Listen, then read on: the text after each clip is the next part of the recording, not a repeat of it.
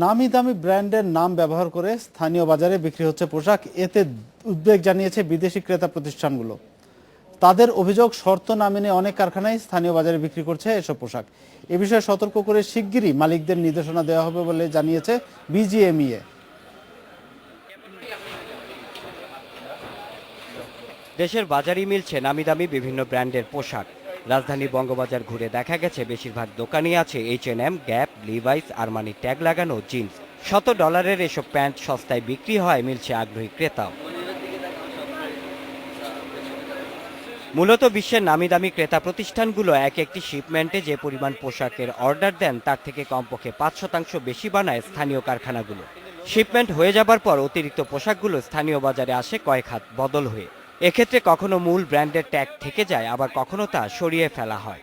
গার্মেন্টসের লোকেরা থেকে যে যারা মানে লর্ড নামায় এরা কিনে আর কি। আমরা আবার ধরেন সেকেন্ড হাত কিছু আছে, লোকালও হয়, লোকালে বানায় এসব ব্র্যান্ডের স্টিকার লাগায়। যেগুলি রিজেক্ট হয়ে যায়, রিজেক্ট লিস্টে চলে যায়, ওগুলি আমরা পেয়ে থাকি 450 বা 430-20, খুব রিজনেবল প্রাইসে আমরা সেল করে দিই। স্থানীয় বাজারে নিজেদের ব্র্যান্ডের যত্রতত্র ব্যবহার দেখে তাই হতাশ বিদেশি ক্রেতা প্রতিষ্ঠানগুলো। সোমবার বায়ার্স ফোরামের বৈঠকে 45টি ব্র্যান্ডের প্রতিনিধিরা তাই জানিয়েছে উদ্বেগ। এ বিষয়ে লিখিত অভিযোগ পেলে কারখানা মালিকদের বিরুদ্ধে ব্যবস্থা নেবে বিজিএমইএ।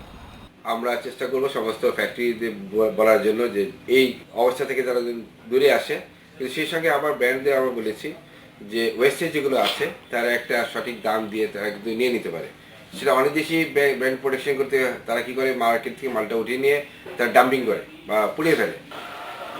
তবে স্থানীয়ভাবে বিভিন্ন ব্র্যান্ডের অবিকল ট্যাগ বানিয়ে তা বাজারে ছাড়া ঠেকাতে সরকারকেই ব্যবস্থা নিতে হবে বলছে সংগঠনটি। Shaon Hasnat, Independent News, Dhaka. এ বিষয়ে আমাদের আরও তথ্য জানাবেন সহকর্মী শাওন হাসনাত, কথা বলছে তার সঙ্গে।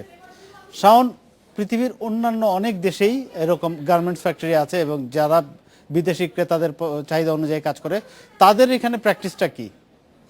আসলে এখানে আপনি জানেন এখানে অনেকগুলো বিদেশি ক্রেতা প্রতিষ্ঠান কাজ করে। আমরা যদি বলি প্রায় 2 শতাধিকের উপরে। তো তাদের আসলে মূল বিষয়টা থাকে, বড় বড় যে ক্রেতা প্রতিষ্ঠানগুলো তারা মূলত যে কারখানায় অর্ডার দেন, ধরেন আমি যদি বলি 1 লাখ পিসের একটা অর্ডার দিয়েছেন, কিন্তু তারপরও 2 থেকে 5% কারখানাগুলোকে আরও অতিরিক্ত ওই অর্ডার অনুযায়ী ওই কাপড়টি বানাতে হয়, বিশেষত স্যাম্পল আর টেস্ট জন্য অন্যান্য বিষয়। তো তারা যখন 1 লাখ পিস আবার নিয়ে যান, তো অনেক কারখানা অনেক বায়ার প্রতিষ্ঠানের সাথে চুক্তি থাকে যে বাকি পোশাকগুলো তারা হয় ওয়েস্ট করে ফেলবেন, কিন্তু লোকাল বাজারে ছাড়তে পারবেন না। আবার অনেক ক্রেতা প্রতিষ্ঠানের সাথে হয়তো সে চুক্তি থাকে না। তো সেক্ষেত্রে দেখা যায় যে আমাদের এখানে গার্মেন্টসগুলোতে যে কাপড়গুলো রপ্তানির পরও থেকে যায়, সেগুলো সাধারণত বিভিন্ন হাতের মাধ্যমে বা বিভিন্ন ওখানকার লোকেরাই হয়তো লোকাল বাজারে বিক্রি করে দেন। সেক্ষেত্রে অনেক সময় ট্যাগগুলো উঠানো হয়, অনেক সময় ট্যাগগুলো উঠানো হয় না। তো এই বিষয়টা নিয়ে সম্প্রতি যে বায়ার্স ফোরামের যে প্রতিনিধিরা তারা খুবই উদ্বেগ জানিয়েছে। তারা বিজিএমইএকে অনেকটা অভিযোগের সুরেই বলেছেন যে তোমাদের এখানকার অনেক কারখানায় এই কাজগুলো করছে, তোমরা এগুলোর ক্ষেত্রে ব্যবস্থা নাও। বায়ার্স ফোরামের এই উদ্বেগ আমাদের পোশাক শিল্প খাতে কোনো প্রভাব ফেলবে কিনা?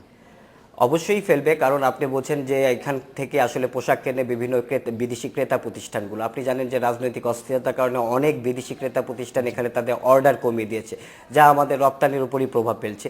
তো এক্ষেত্রে যদি তারা এই ব্র্যান্ডিং নিয়ে তাদের মধ্যে যদি কোনো একটা অসন্তোষ থাকে, তারা হয়তো সেই ক্ষেত্রে বিকল্প বাজারের দিকে যাবেন, বা তারা যেটা বলছেন যে $90 যে পোশাকটি নিউ ইয়র্কে কিনছে ক্রেতারা, সেখানে লোকাল বাজার থেকে হয়তো 400-500 টাকায় কিনছে। এই বিষয়টা নিয়ে তারা উদ্বেগ। ধন্যবাদ শাওন আমাদের সঙ্গে থাকার জন্য। এই ছিল আজকের এডিটর স্পিক। আমন্ত্রণ আমাদের পরের আয়োজনে।